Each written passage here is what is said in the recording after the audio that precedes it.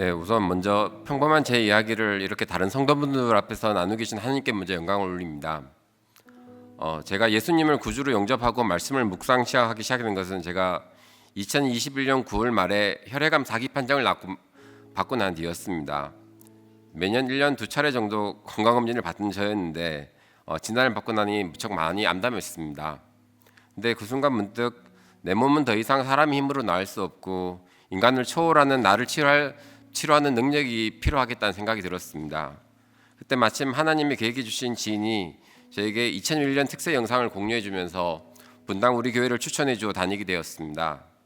그리고 치료 과정에서 마음이 흔들리고 어려울 시간이 올 수 있는데 그때 찬양을 들으면서 성경 필사를 하면 평강과 은혜가 충만할 것이라고 해서 성경 필사라는 것도 시작하게 되었습니다.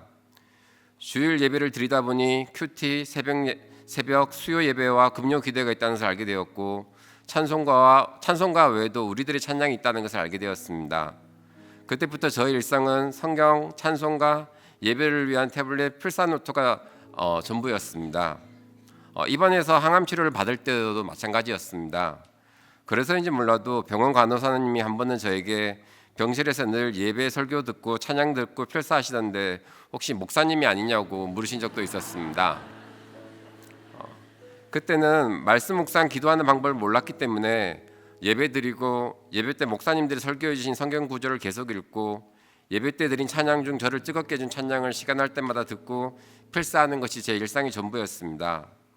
처음에는 낫기 위해 단순히 하나님을 찾았지만 말씀하고 묵상 드리면서 아프기 전에 제 자신이 얼마나 교만했고 불순종했으며 꽃 피우기 위해 노력하며 살았던 인간인 걸 깨닫게 되었습니다.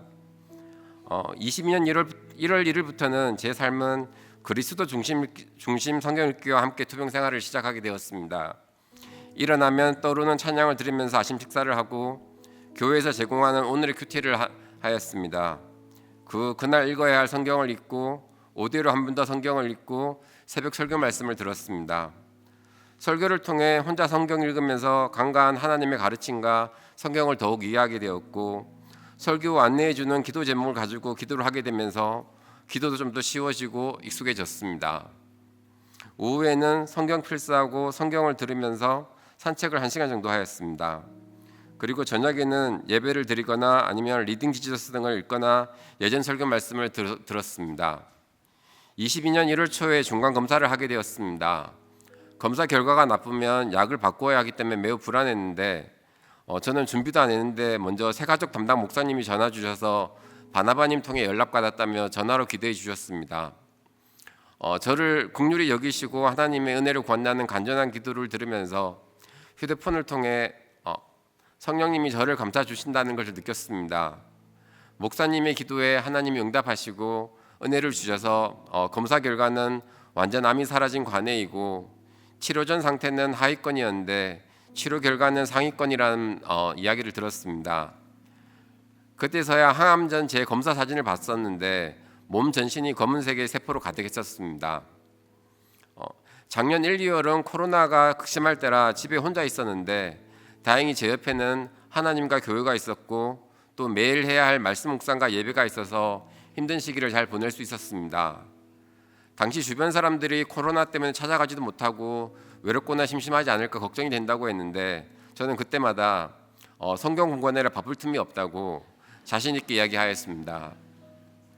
그 3월에 항암을 마쳤고 3월 말 8월에 검사를 하였고 또 그때는 제 스스로 어느 정도 용기를 낼 수 있었지만 연약한 존재라 교구 목사님께 기도 요청을 드렸습니다. 그때마다 목사님들은 신실하고 간절히 저를 위해 기도해 주셨습니다.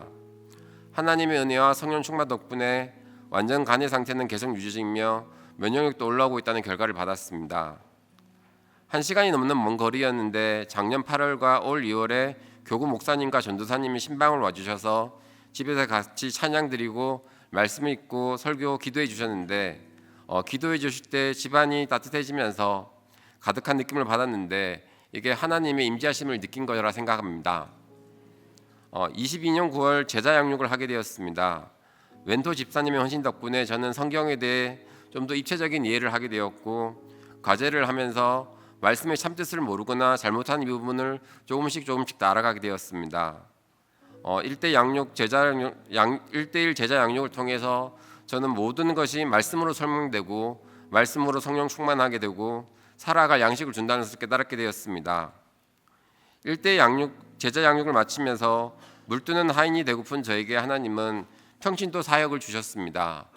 그 평신도 사역을 위해서는 다락방 제자 훈련 등을 거쳐야 된다는 것을 알고 요셉처럼 저는 저만의 꿈을 꾸기 시작했습니다. 저는 지난 2월 검사에도 완전 간의 상태이며 면역 수치 또한 정상이라고 확인받았습니다. 지금은 저희 소망을 이루기 위해 다락방 안에서 공동체 생활과 성경 공부를 하고 있습니다.